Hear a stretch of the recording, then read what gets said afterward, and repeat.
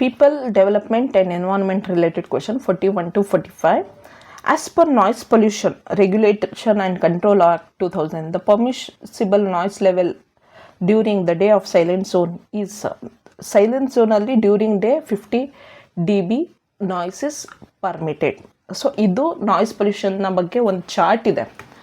ಆ ಚಾರ್ಟಲ್ಲಿ industrial zone, residential zone ಮತ್ತು silent zone, day night ಎಷ್ಟು D B noise is permitted ಅಂತ ಇದೆ. ಅದನ್ನು ನೀವು ಗೂಗಲಲ್ಲಿ ಸರ್ಚ್ ಮಾಡಿ ಬರ್ಕೊಳ್ಳಿ ನೋಟ್ಸಲ್ಲಿ. ಈಗ ನಾನೇ ಹೇಳ್ಕೊಡ್ಬೋದು, ಬಟ್ ಕೆಲವೊಂದನ್ನು ನೀವೇ ಮಾಡಿ ನಿಮಗದು ನೆನಪಿರುತ್ತೆ.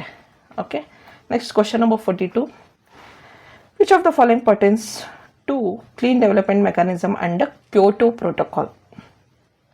So Kyoto protocol clean development mechanism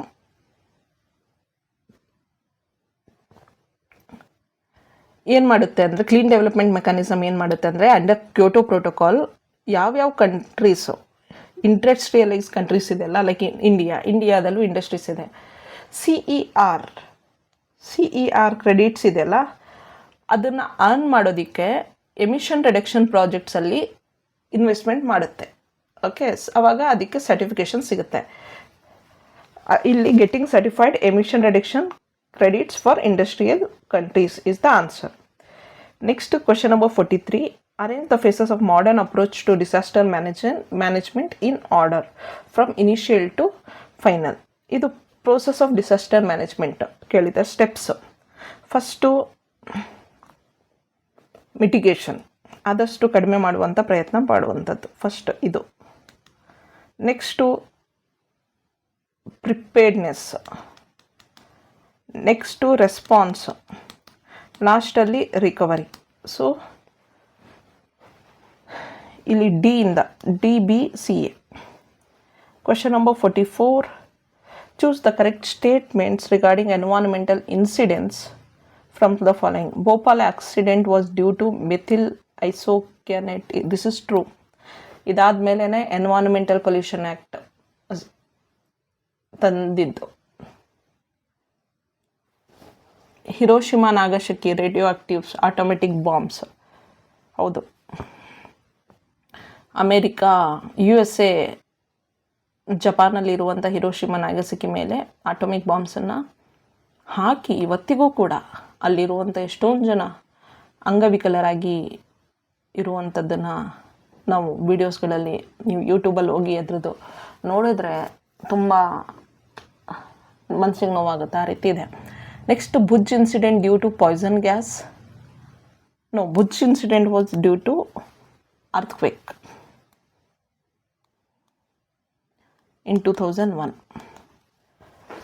Fukushima nuclear power plant incident was due to earthquake. No, this is due to earthquake plus tsunami. This is true. Chernobyl accident due to volcano. No, this is nuclear reactor explosion. ನೋಡಿ ಎಷ್ಟಿದೆ, ಇದರೆಲ್ಲರ ಬಗ್ಗೆನೂ ನಾವು ತಿಳ್ಕೊಳ್ಬೇಕಾಗುತ್ತೆ ಈಗ next ಎಕ್ಸಾಮಿಗೆ. ಇದರಿಂದನೇ ಎಲ್ಲಿಂದನಾದರೂ question ಕೇಳಬಹುದು.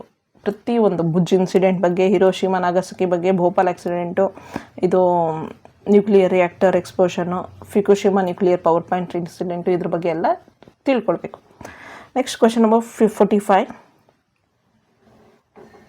Modern land filling waste disposal method characteristics ಕೊಟ್ಟಿದ್ದಾರೆ.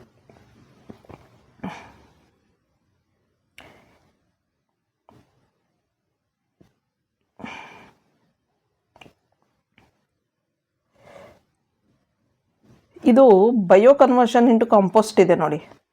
ಇದು eco friendly process.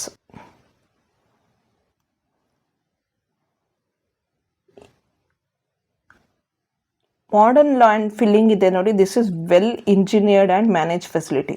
ಈಗ ಡಿಗೆ 3 ಅಂತ ತೊಗೊಂಡ್ರೆ there is only one option, all others are wrong. Bio convention into compost ಅದು eco friendly process. Incineration, reduced waste volume, open land dumping, low cost of dumping. low cost to dangerous. This is dangerous but low cost. Modern landfilling, well engineered and managed facility, high cost but not so dangerous. Bioconversion into compost is eco-friendly and unharmful. This is best. Low cost also. Low cost. So bioconversion into compost is best. Okay. So this much about people development and environment related questions. Thank you.